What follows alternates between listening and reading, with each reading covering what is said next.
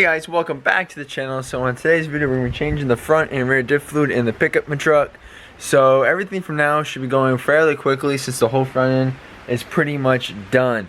Except this piece right here, which is the whole, complete steering linkage set. It comes with everything. You got your stabilizer shock, your pitman arm, your brackets, everything, tie rod ends and whatnot. That should come out pretty easy. It's just 3 bolts on the tie rods, pitman arm, and the 2 sides on the knuckles.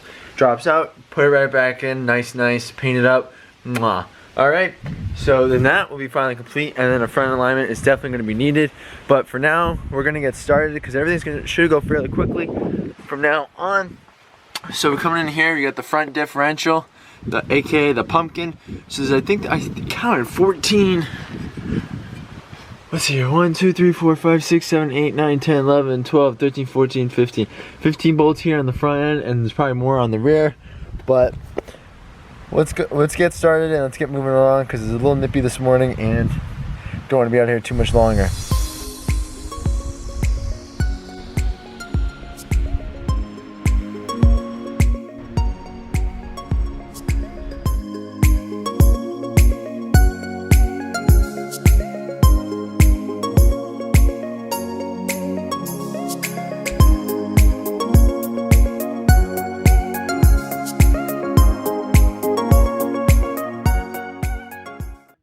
Cover is off.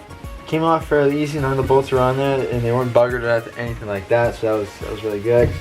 The guy used a metal gasket, which is awesome. So that way, no RTV cleaning up or anything like that we have to sand off or chisel off with a plastic scraper. The fluid wasn't that bad. Some black in here. There's no magnet in here to see. Yeah, there's the plug, the magnet. There's a little bit of some metal shavings on it. Not too bad for a truck that's 120,000 miles on it. I don't think he did this at all. Do you think? No. Okay. Doesn't look it.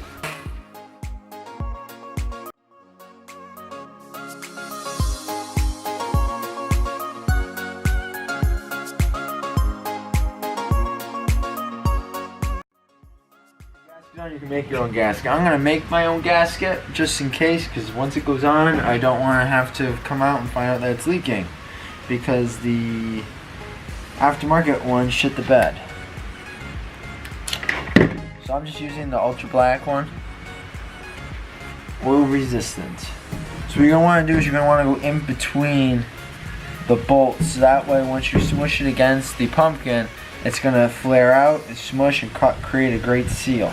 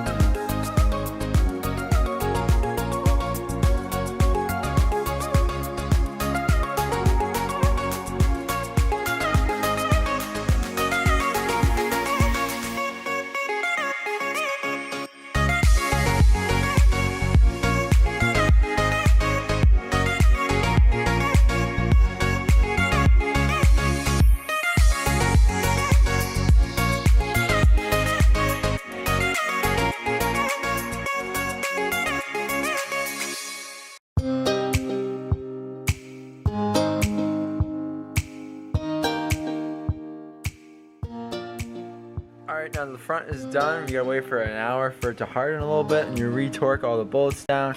And now we're gonna head, and then 24 hours later you come back, you can add your fluid.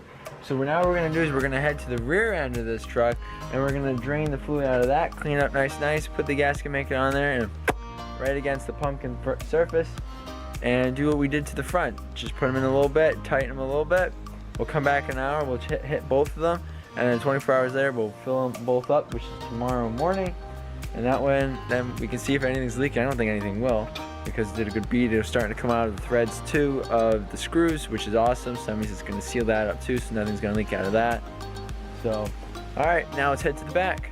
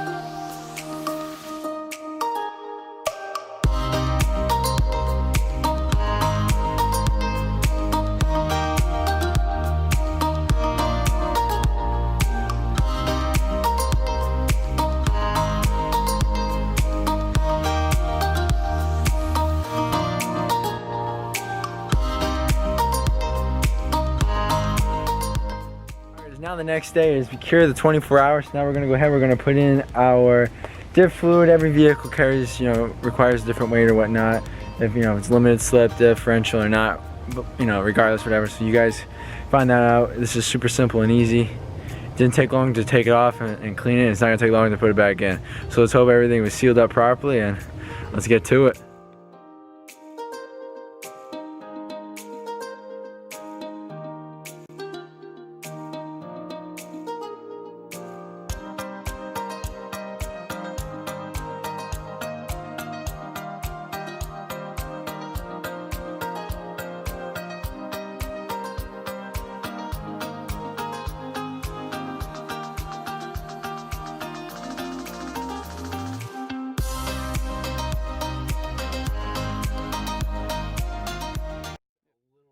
It's that simple. It's pretty easy to do your own front and rear diff fluid. I mean, it's the same thing if you don't have a truck, or you can do it even on an SUV. It's not too bad at all.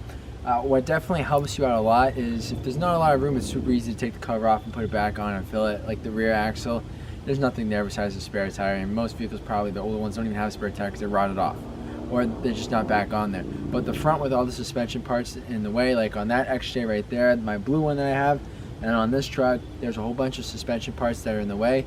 So this pump thingy-majiggy definitely came in handy for sure. If it doesn't fit in the bottle, just cut the bottle in half and whatnot, and then pump it in like what we did. And it came in great, and it sticks right in and it holds right into it, so you don't have to hold it as you're pumping it and whatnot. It's it's pretty much a lifesaver. But just to recap, so obviously clean everything up, drain it all out. But the most important thing is once you put it all back in, if you have a rubber gasket, that's fine. If you have the Permatex goop type of thing, make sure you read the directions and listen and just wait. It surprises me. I always think that when you bring it into a shop and they use that stuff and they let it go out the same day, I always wonder if they do that. I think they probably do, but whatever, to each his own. So make sure that when you're pumping it in, that it's coming out of the fill plug all the way. Make sure it's coming out pretty good, and then you screw it back in, and then that's the perfect level that you need to be at. When it comes to transmission fluid, when it just comes to transmission fluid, what you take out you put back in, but with this it pretty much tells you. And then transfer case fluid, it will leak out as well. So guys, that is it. There's a whole bunch of other a lot more content coming with this shite box. We're gonna try to make it non-shite box and whatnot, so stay tuned. You guys do what you want to do. Like, share, subscribe, and I'll catch you next time.